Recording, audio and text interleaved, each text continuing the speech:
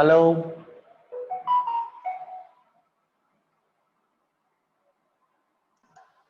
Hello, good morning.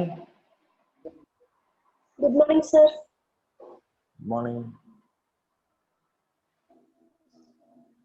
ఒక్కదానే వచ్చావు మిగతా వాళ్ళంతా ఎడవేరి వస్తున్నారేమో sir. Okay okay will wait.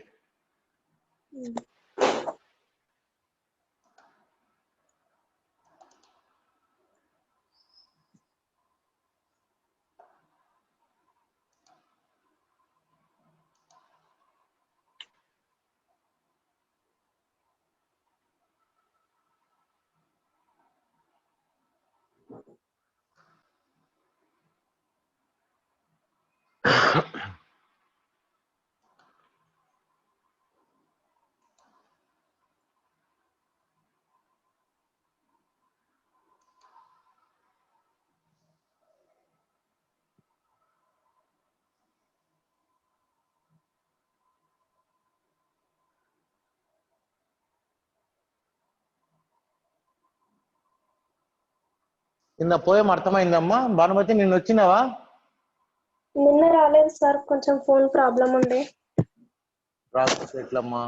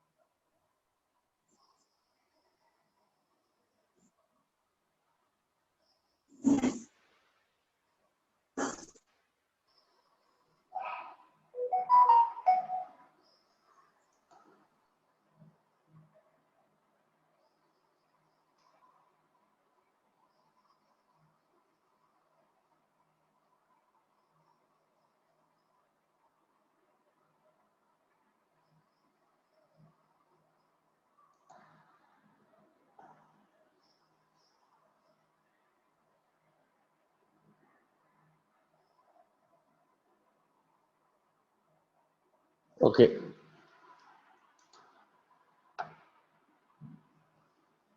10:06 అయింది. Okay, will start, will continue. Last class లో మనం పోయం అంతా కూడా చదివినాము. ఓకే, అర్థమైందా నిన్న చెప్పిన పోయం మొత్తం? హలో, అర్థమైందమ్మా?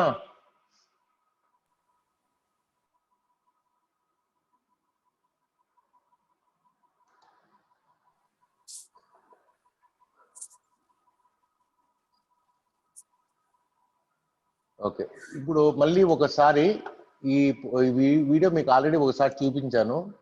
అయితే పోయం చెప్పకముందు చూపించాను. ఇప్పుడు పోయం అయిపోయింది కాబట్టి మళ్ళీ ఒకసారి దీన్ని చూడండి, మీకు ఎంతవరకు అర్థమవుతుందో. Okay, just listen to this and try to understand. Okay, now I'm going to give an analysis of the poem As I Grew Older by Langston Hughes. It starts off, it was a long time ago. A long time ago could be talking about the past of the narrator. It could be talking about the past in history. We don't know when. I have almost forgotten my dream. We're talking about a dream, talking about what a person wants to achieve. Line 3, but it was there then in front of me. What was there then in front of me? The dream. person has a dream, he has a vision, an ideal in front of him, bright like the sun, something that is a very strong goal. My dream. Okay, again, we've got the repetition of the word. When you repeat a word, more important. So there's one of the very key words in the poem is the dream. Then the wall rose. Okay, rose meaning it went up. The wall. Okay, what is a wall? A wall is something that stops you from getting to where you want to go or getting what you want. This wall is a metaphor, and it could be a metaphor for many things. It could be a personal metaphor. It could be a national metaphor. Earphones, Talking about the blacks in America, please listen the better. Afro-Americans, we're talking about all the things that prevented them from getting equal rights. But we could also be talking about the personal life of the narrator. Rose slowly. Okay, it was over time. We're talking about something that took a certain period of time. And again, there's an emphasis, slowly. The word's written twice. Between me and my dream. The third time that we've got the word dream mentioned in the poem. So obviously this is a key metaphor. Rose until it touched the sky. When something touches the sky, when you have a wall in front of you and it touches the sky, that means you can't see beyond it. It means the only thing you can see is the wall.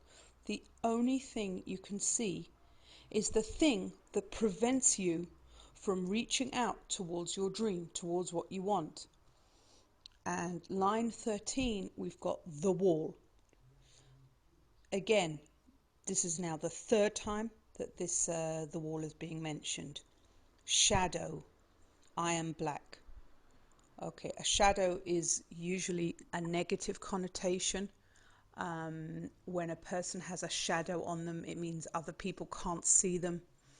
When you're in the shadows, it means that you're in a very bad place. You're in a place where you are not recognized by people. And line 14, I am black. I am black doesn't just mean that he is a person who's African American. It also means he's a person who is covered by this shadow, by the shadow of how other people look at him. I lie down in the shadow, line 15.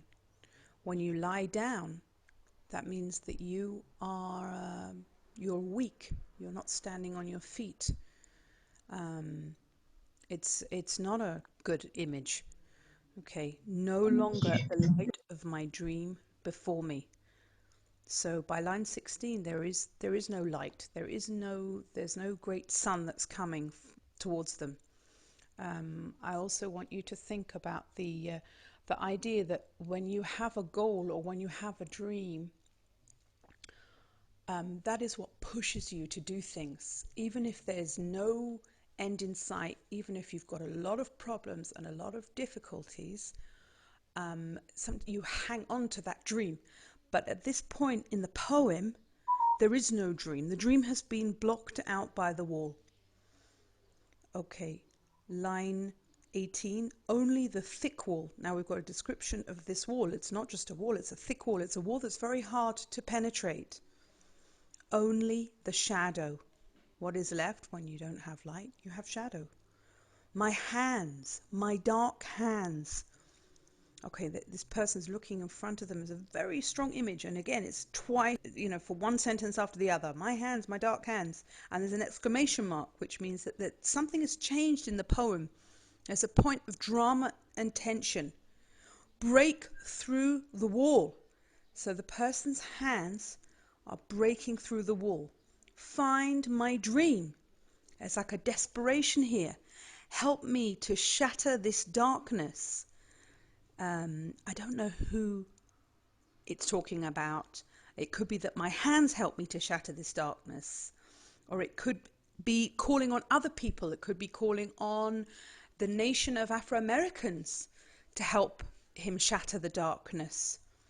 and shattering the darkness. Darkness doesn't really shatter, but you've got a very strong image of breaking something down. What shatters? A glass shatters, a mirror shatters, and the darkness has to shatter like the wall.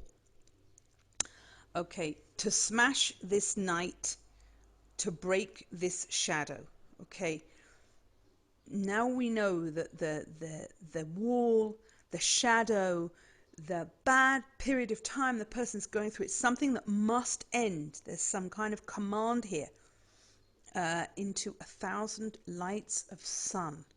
Okay, so what happens is that we're looking at a transformation that is to take place. We don't know if it's taking place now. It might take place in the future. It's not 100% clear. Into 1,000 lights of sun, meaning that once you break the shadow, you have a huge amount of light, and there's a big accomplishment that has to take place. Into 1,000 whirling dreams of sun. The images of dreams.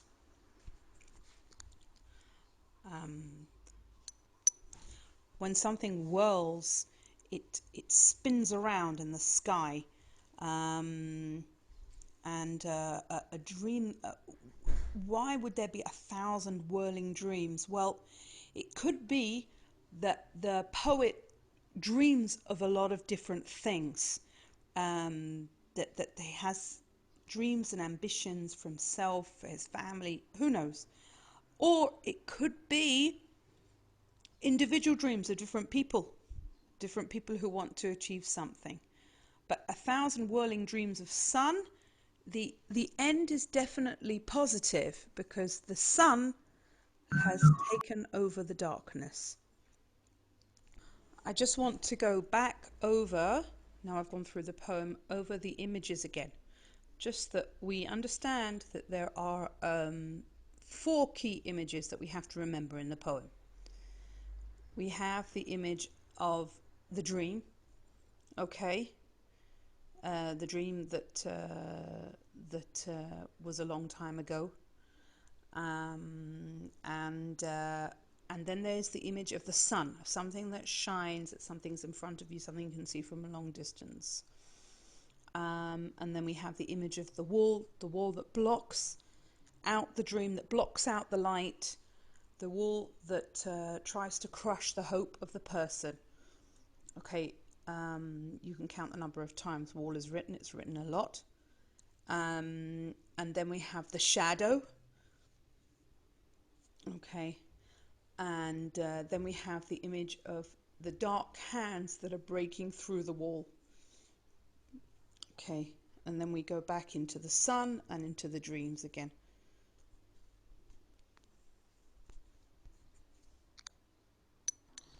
The poem is written in very short sentences.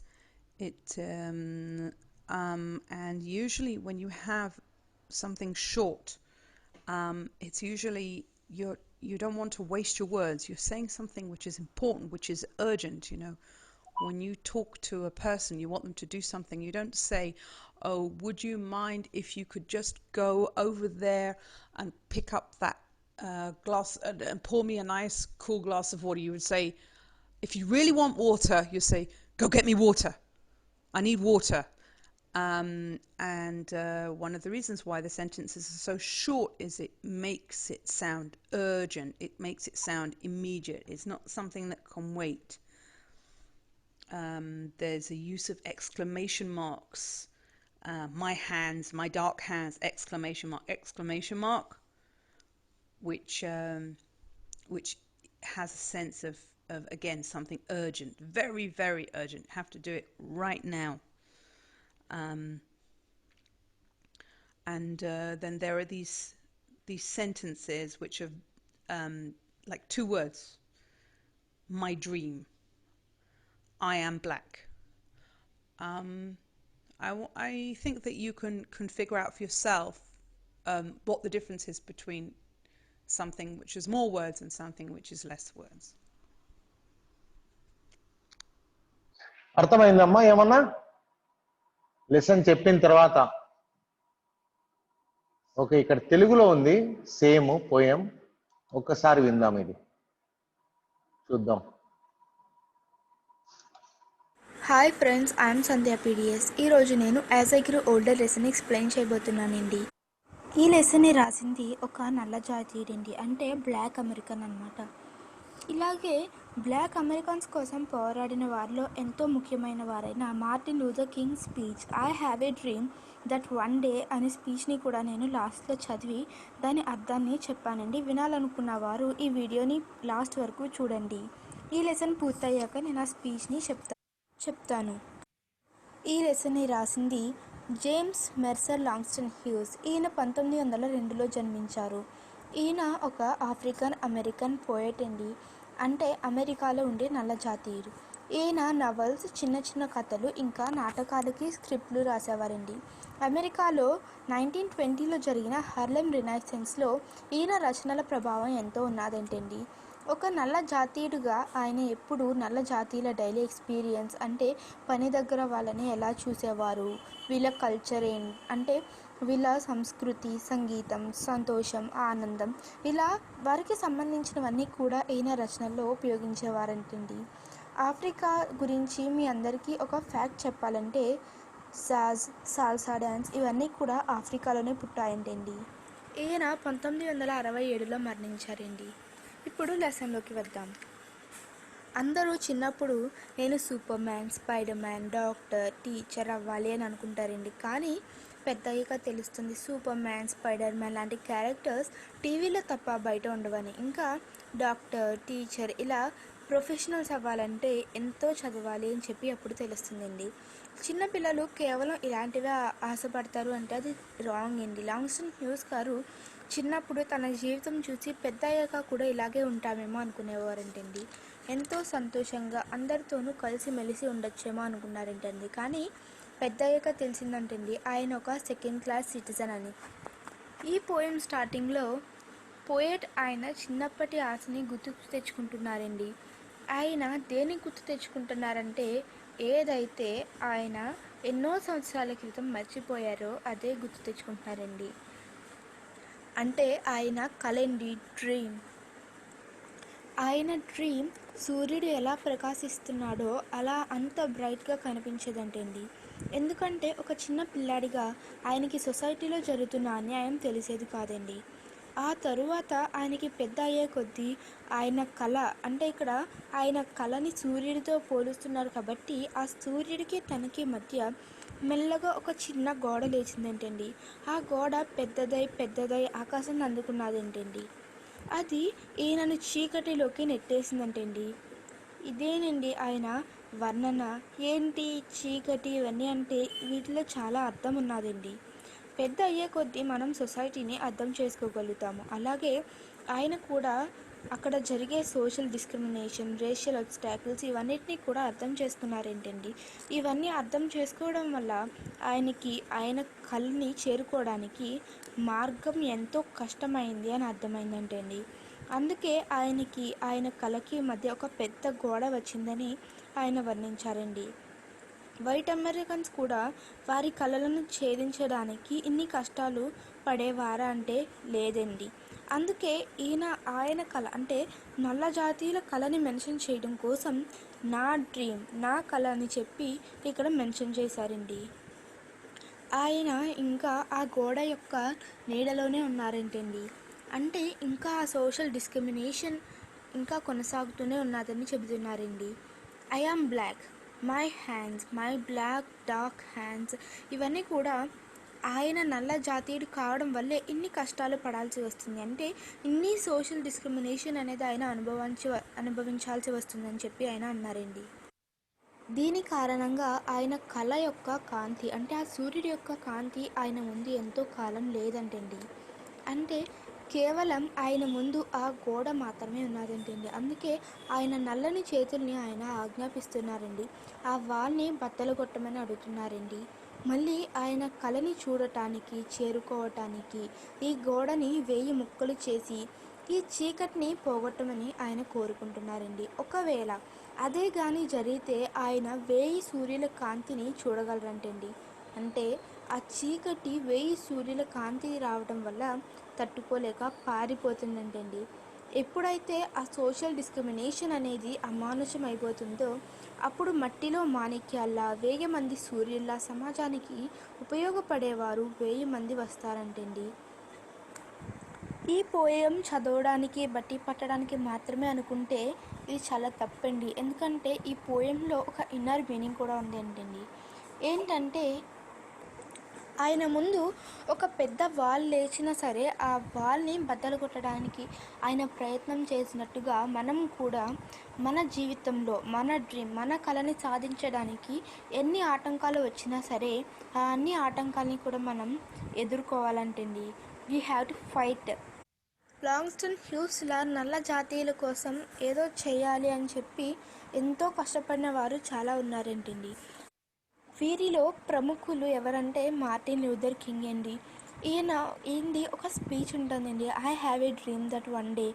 దీన్ని నేను తెలుసుకోవడానికి ఎంతో కష్టపడ్డానండి, కానీ అది నాకు ఇప్పటికీ దొరికింది. మీరు కూడా వినాలనుకుంటే నేను మీకోసం కూడా ఇప్పుడు చదివి వినిపిస్తున్నాను, వినండి. ఓకే, ఇది ఐ హ్యావ్ ఏ డ్రీమ్, ఇది separate essay. It is written by Martin Luther king. ఇతను కూడా బ్లాకే అన్నాడు. ఇతను కూడా అమెరికాలో బ్లాక్ పీపుల్ యొక్క పెద్ద ఉద్యమం చేశాడు. ఆల్మోస్ట్ ఆల్ ఈడ మనకు మహాత్మా గాంధీ ఎంత గొప్పవాడో అమెరికాలో మార్టిన్ లూథర్ కింగ్ అంత గొప్పవాడని మనం చెప్పుకోవచ్చు. ఓకే, ఎన్నో ఉద్యమాలు జరిగిన తర్వాత ఇప్పుడు వాళ్ళకి ఈక్వాలిటీ ఇవన్నీ కూడా రావడం జరిగింది.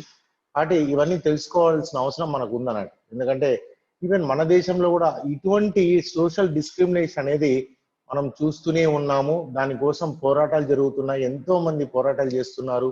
అయినప్పటికీ కూడా ఏదో ఒక రూపంలో అది మనకు కనిపిస్తూనే ఉంది. పూర్తిగా అయితే మాయం అయిపోలేదు, ఇప్పటికి కూడా ఏదో రూపంలో అది కనిపిస్తూనే ఉంది. కాబట్టి ఇవన్నీ మనకు నాలెడ్జ్ ఈజ్ పవర్ అంటారు. నాలెడ్జ్ ఈజ్ అనేది మనకు తెలుసుకోవడం, ఏం జరుగుతుంది అని తెలుసుకుంటే అటువంటిది మనకు జరిగినప్పుడు ఎలా పోరాడాలి అనేది కూడా మనకు అర్థమవుతుంది. కాబట్టి ఈ పోయంలో ఉన్నట్టు ఇంకొకటి ఏమన్నా అంటే లాస్ట్ లో ఈ అమ్మాయి ఒక మాట చెప్పింది అన్నట్టు. ఏమని నాకు బాగా నచ్చిన మాట ఏమరా అంటే, మనకి ఎన్ని ప్రాబ్లమ్స్ అనేటివి కామన్, ప్రాబ్లమ్స్ అనేటివి వస్తూనే ఉంటాయి, కానీ దాన్ని పోరాడగలిగే శక్తి మనకు ఉండాలి, పోరాడాలి అనేటటువంటి ఆలోచన మనకు ఉండాలి. అందుకని అది ఏమంటే అంటే my dark hands break through the wall, పగలగొట్టు అని చేతులు చెప్తున్నాడు అన్నట్టు. కాబట్టి మనము ఓడిపోకూడదు, గెలవాలి. ఎన్నో అడ్డంకులు వచ్చినా సరే మనం గెలవడానికి ప్రయత్నము చేయాలి అనేది ఈ పోయంలో ఒక మంచి సూచన అనేది ఈ రైటర్ ఇస్తున్నాడు. మనం పోరాటం చేయాలి, పోరాటం చేసి మనం పగలగొట్టి మన ప్రాబ్లమ్స్ సాల్వ్ చేసుకొని మనం గెలుపు వైపు ప్రయాణించాలి అనేది ఈ పోయంలో మనం చూసినటువంటి ముఖ్యమైనటువంటి ఇంపార్టెంట్ సూచన. ఓకే, నౌ దీంతో మనం పోయం ఆల్మోస్ట్ అలా అయిపోయేసాం. అడిషనల్ రీడింగ్ కూడా చెప్పాను మీకు. 7 తరాలు నవల చదవమన్నాను. చదివారు ఎవరన్నా? Anybody have started? చదివారా 7 తరాలు? చాలా బాగుంటుందమ్మా, చదవండి. It will be very good novel, మంచి ఎక్స్పీరియన్స్ అవుతుంది మీకు. ఓకే, ప్రపంచం ఎలా ఉంది అనేది మీకు తెలుస్తుంది అన్నట్టు. మీకు చెప్పినా కూడా మీరు ఇంతవరకు ఒక్కరు కూడా స్టార్ట్ చేసినట్లేదు. ఓకే, కొద్ది కష్టపడి చదివితే పుస్తకం కూడా దొరుకుతుంది మీకు, లైబ్రరీలో పాటు దొరకచ్చు, కానీ మరి ఇక్కడ ఆత్మకూరులో ఏడు దొరుకుతుంది నాకైతే తెలియదు. అందుకని మీకు డిజిటల్ కాపీ ఇచ్చాను. కొద్ది కష్టపడాల్సి వస్తుంది ఫోన్లో చదవాలంటే, బట్ మీకు చదవాలని ఉంటే మాత్రం తప్పనిసరిగా చదవడానికి అవకాశం ఉంటుంది. ఓకే, అదేవిధంగా మీ క్లాసులు కూడా మీకు ఇప్పుడు 2వ క్లాస్ 3వ క్లాస్ ఇది.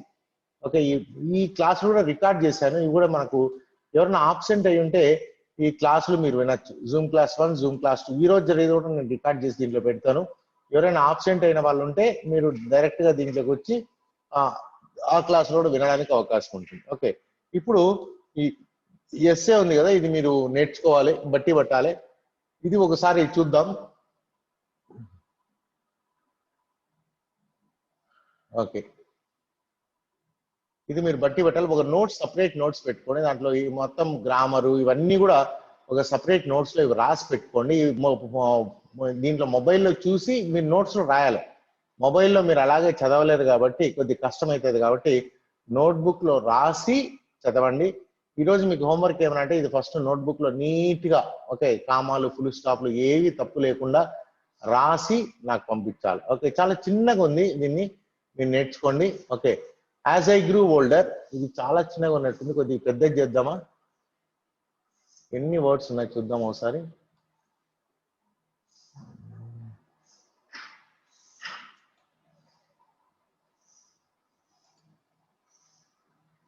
ఓ 224 ఉంది. ఓకే రైట్, సరిపోతుంది ఇంత. 217 ఉంది. Okay, no problem. ఇంత రాస్తే చాలు, మీకు ఒక పేజీ ఫుల్ వస్తుంది. ఇక్కడ స్క్రీన్ పైన మనకు చాలా చిన్నది కనిపిస్తుంది, but it's a big one, sufficient. So Langston Hughes, As I Grew Older, Langston Hughes. As I Grew Older is a poem written by Langston Hughes. He explores అంటే ఏంటి? exploration. Explore అంటే ఏంటి? Anybody? explore అంటే వెతకడము అనే అర్థం వస్తుంది అన్నట్టు. Exploration, for example తవ్వకాలు చేసి వెతుకుతారు కదా, దాన్ని కూడా ఎక్స్ప్లోరేషన్ అంటారు. ఏదైనా కొత్తది వెతకడం అన్నట్టు. So he's trying to explore discrimination అంటే మనం చెప్తున్నాం వివక్ష. He faces as an African American person in అమెరికాలో ఒక ఆఫ్రికన్ అమెరికన్ గా అతనికి కలిగిన వివక్షను ఈ పోయంలో చూపించడానికి ప్రయత్నం చేశాడు అని అర్థం. Throughout the poem, Hughes refers to different symbols to show the barriers between blacks and whites in society.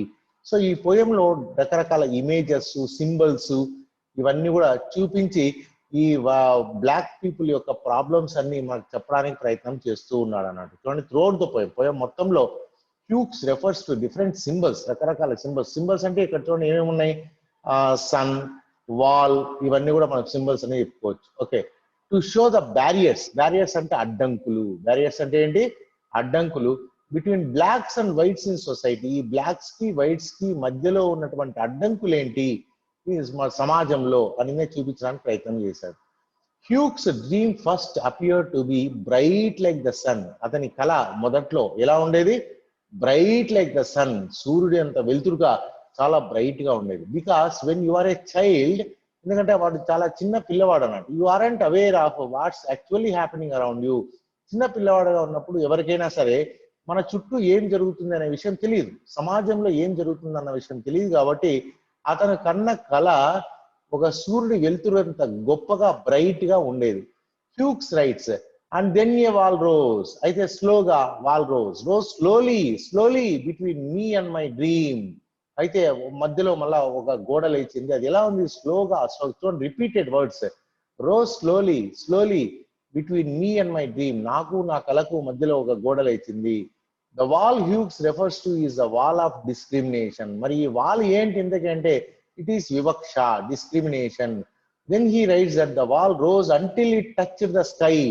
తర్వాత అది ఎంతవరకు పోయింది? ఆకాశాన్ని అంటే అంత పెద్దగా పెరుగుతూనే ఉంది. The wall, shadow, I am black. చూడండి, వాల్, ఇవన్నీ అడ్డంకులే అంట. Wall, shadow, I am black, I lie down in the shadow. This line illustrates Hughes' place in society at that time. ఆ కాలంలో హ్యూగ్స్ యొక్క సొసైటీలో హ్యూగ్స్ యొక్క స్థానాన్ని తెలియజేస్తుంది, అతని స్టేటస్ ని తెలియజేస్తుంది.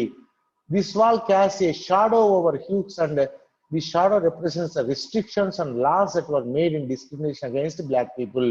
ఈ వాల్ దేనికి రిప్రజెంట్ చేస్తుందంటే ఒక షాడో, నీడని తీసుకుని వచ్చింది ఓవర్ హ్యూగ్స్ పైకి. అండ్ దిస్ షాడో రిప్రజెంట్స్, ఈ షాడో దేని రిప్రజెంట్ చేస్తుంది అంటే the restrictions and laws. Restrictions అంటే అడ్డంకులు, చట్టాల్లో బ్లాక్ పీపుల్ కు ఉన్నటువంటి వివక్ష. లాస్ అంటే చట్టాలు, that were made in discrimination against black people. ఈ బ్లాక్ పీపుల్ కి అగైన్స్ట్ గా బ్లాక్ పీపుల్ వివక్ష చూపించేటటువంటి చట్టాలు, ఇవన్నీ కూడా గోడ అనేది మనం చెప్పుకోవచ్చు. Hughes ends this stanza by saying, no longer the light of my dream before me, above me. నా ముందర ఆ వెలుతురు లేదు, నా పైన కూడా వెలుతురు లేదు. Suggest that dream has been temporary disabled.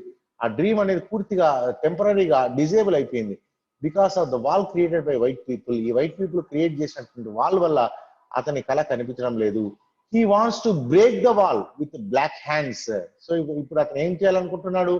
ఆ వాల్ ని తన బ్లాక్ హ్యాండ్స్ తో పగలగొట్టాలనుకుంటున్నాడు, referring to his own people.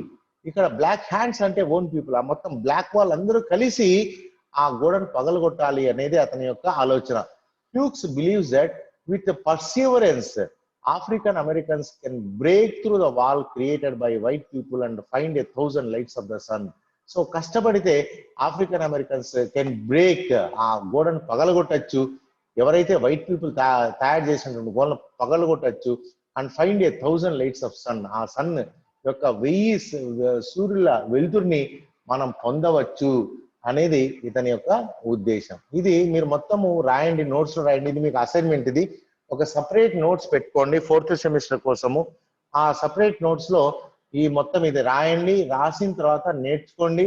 అదేవిధంగా ఒక 10-15 టైమ్స్ రాయండి. ఓకే, రాయడం వల్ల మీరు మంచి మార్కులు తెచ్చుకోవడానికి అవకాశం ఉంటుంది. అదేవిధంగా బైహార్ట్ చేయాలా. సో ఫస్ట్ వన్ ఏమంటే మీరు నోట్స్ రాసుకోండి. ఓకేనా? అలాగే మీ క్లాస్మేట్స్ చాలా తక్కువ మంది వస్తున్నారు. ఎందుకు తక్కువ మంది వస్తున్నారు?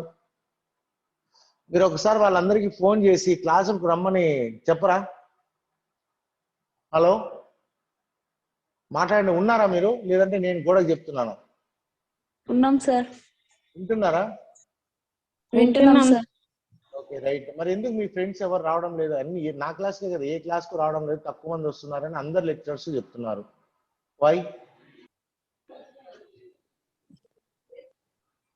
మీకు వద్దా క్లాసులు? కావాలి సార్. కావాలన్నప్పుడు రావాలి కదమ్మా.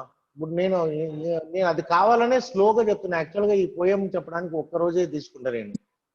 But these third class I'm taking. ఎందుకంటే సరే నెక్స్ట్ పిల్లలు వస్తారు అనే ఉద్దేశంతో 3 రోజులు పొడిగిస్తూ వచ్చాను. 3వ రోజు కూడా పొడిగించుకుంటూ వచ్చాను. మీరు కానీ ఏం ఇంప్రూవ్మెంట్ లేదు. ఫస్ట్ రోజు 11 మంది వచ్చారు, సెకండ్ రోజు 11 మంది వచ్చారు, థర్డ్ రోజు 11 మంది వచ్చారు. What is happening? యాక్చువల్గా థర్డ్ ఇయర్ వాళ్ళు బాగానే వస్తున్నారు, ఫస్ట్ ఇయర్ వాళ్ళు బాగానే వస్తున్నారు, బట్ సెకండ్ ఇయర్స్ తోనే చాలా ప్రాబ్లం ఉంది. రేపు రిజల్ట్స్ కూడా చాలా పూర్తి పడిపోతుంది మీరు ఇలా క్లాసులకు రాకుండా. క్లాసులు ఆన్లైన్ నడుస్తాయి. నాకు తెలిసి ఇక ఆఫ్లైన్ క్లాసులు ఈ సమ్మర్ లో పెట్టకపోవచ్చు. మేబీ మళ్ళీ జూన్ వరకు జూన్ వరకు సిలబస్ మొత్తం అయిపోతుంది ఆన్లైన్ లో. జూన్ లో మీకు మోస్ట్లీ మళ్ళీ ఈ semester exams, okay, 4th semester exams June లో ఉండొచ్చు. జూన్ కానీ జూలైలో కానీ ఎగ్జామ్స్ ఉండొచ్చు. మీరు క్లాసులకు రావు. సరే ఇంగ్లీష్ అంటే ఏదో బైహార్ట్ చేస్తారు, ఏదో పాస్ అవుతారు, అది వేరే విషయం. But what about other subjects? Physics కానివ్వండి, కెమిస్ట్రీ కానివ్వండి, ఇవన్నీ మీరు క్లాసులకు రాకపోతే మీకు ఎలా అర్థమవుతాయి చెప్పండి?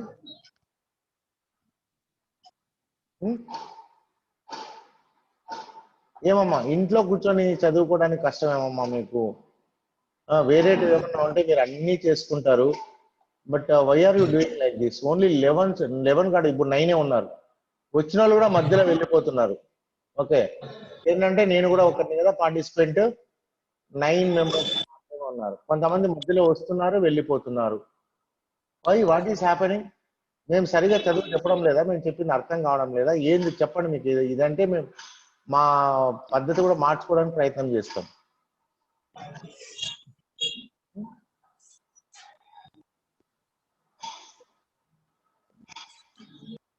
మాట్లాడండి. Hello sir. మాట్లాడండి అమ్మా. నెక్స్ట్ క్లాస్ మనం ఈ ఉగాది ఉంది కదా, మేబీ ఉగాది తర్వాత క్లాస్ స్టార్ట్ చేద్దాం. The grammar of anarchy, grammar of anarchy by doctor B R Ambedkar. మనకు ఒక లెసన్ ఉంది. హలో, అందరు కొద్దిగా మ్యూట్ చేసుకున్నామా?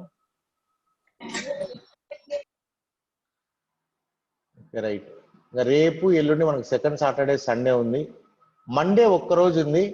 మళ్ళీ ట్యూస్డే వెన్స్డే ఉగాది హాలిడేస్ ఉన్నాయి. సో అంటే మండే ఒక్కరోజు నేను క్లాస్ చెప్పను, ఎందుకంటే ఒక్కరోజు మళ్ళా బ్రేక్ వద్దనండి. కాబట్టి ఉగాది తర్వాత నేను ఈ లెసన్ స్టార్ట్ చేస్తాను. ఇది the grammar of anarchy by doctor B R Ambedkar.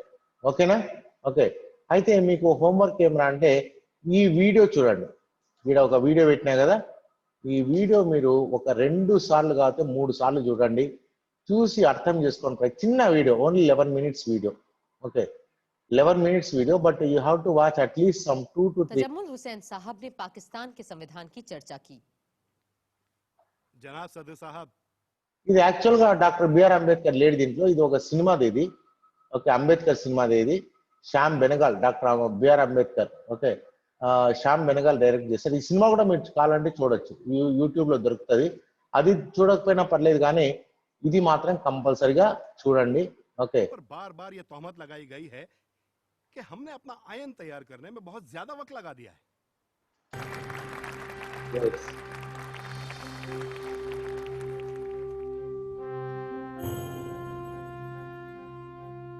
Sir, looking back on the work of the Constituent Assembly. Okay, ఇది అన్నట్టు. ఓకే, ఇది యాక్చువల్ గా doctor B R Ambedkar, original doctor B R, సినిమాలో ఒక యాక్టర్ అన్నట్టు, సినిమాలో ఒక యాక్టరు.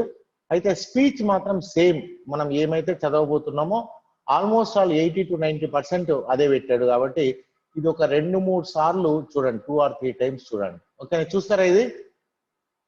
హలో, సార్ చూసాం సార్. ఓకే, చూడండి, ఇది ఒక 2 or 3 times చూడండి. అలాగే ఈ ఎస్ఏ రాయండి, రాసి నేర్చుకోండి. Okay, so that it will become easy for you during the exams అప్పుడు ఈజీ అయిపోతుంది. లాస్ట్ మూమెంట్ లో మీరు చదివితే కనుక గుర్తుండదు. ఇది ఒకసారి నేర్చుకొని వదిలిపెట్టారనుకోండి, మళ్ళీ ఎగ్జామ్ ముందు ఒకసారి చదివితే సరిపోతుంది. ఓకే, అర్థమైందా? సో మనకు సిలబస్ చాలా యాక్చువల్ గా మనకు వారానికి 3 క్లాసులే, 3 క్రెడిట్ కోర్సే అయినప్పటికీ మనం రోజు చెప్పుకుంటున్నాము. వీలైనంత ఎక్కువ క్లాసులు చెప్పుకుని వీలైనంత తొందరగా సిలబస్ చేసుకుందాము. మనకు యాక్చువల్ గా 2 పోయములు ఉన్నాయి, 2 ప్రోజులు ఉన్నాయి, తర్వాత గ్రామరు, వొకాబులరీ 3 చాప్టర్లు ఉన్నాయి. మనకు హార్డ్లీ రోజు తీసుకుంటే 1 month 1.5 month లో సిలబస్ మొత్తం అయిపోతుంది. ఓకేనా? Hello, okay sir. కాబట్టి మీరు క్లాసులకు అయితే రెగ్యులర్ గా రావడానికి ప్రయత్నించండి. ఇలా అయితే కాదు. అలాగే మీ ఫ్రెండ్స్ అందరికీ కూడా ఫోన్ చేసి చెప్పండి, క్లాసులు అవుతున్నాయి, మీరు ఇబ్బంది పడతారు, రండి క్లాసులకి. ఏమి నా ఒక్క క్లాస్కే కాదు, అన్ని క్లాసులు రండి అని మీరు కొద్దిగా చెప్తే బాగుంటది. చెప్తారా? ఓకే, చెప్తాం sir. Okay, right. This one we conclude this lesson now. ఏమైనా మీకు డౌట్స్ ఉంటే అడగచ్చు. 1 or 2 minutes టైం ఉంది, క్లోజ్ అయిపోతుంది. 10:40 అయిపోయింది. Okay, right, bye. బాయ్ అమ్మా. మళ్ళీ మనము ఎప్పుడు మండే హాలిడే, థర్స్డే క్లాస్ ఉంటుంది. Okay, bye.